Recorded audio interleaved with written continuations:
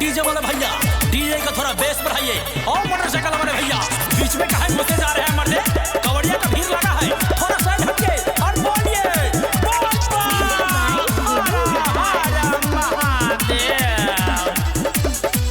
खुश छिए भोला जी के लुक से, हम छिए रे चिलम ग्रुप से।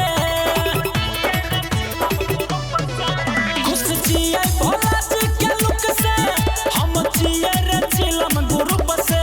धुआं के छल्ला बना के उड़े बैरे, चढ़े बैरे चढ़े बैरे, भोला बाबा पे जल चढ़े बैरे, चढ़े बैरे चढ़े बैरे, भोला दानी पे जल चढ़े बैरे। ओ बड़का भैया तू कैला रे नाचे छ, एकदम ठमकवा में नाचा, बोला हर हर महादेव।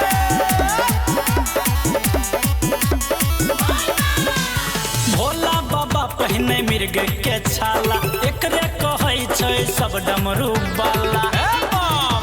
नाचो भोला बाबा पहिने मिर्ग के छाला, एकरे कहै छै सब डमरू वाला।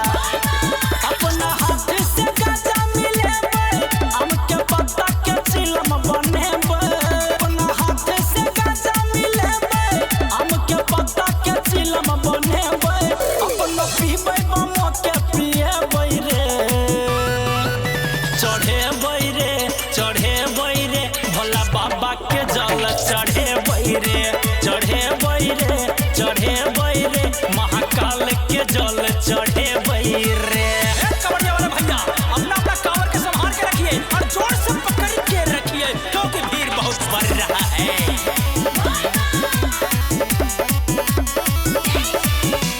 महल के छोरे भोला रहे पहाड़ी, नंदी के करे भोला बाबा सवारी।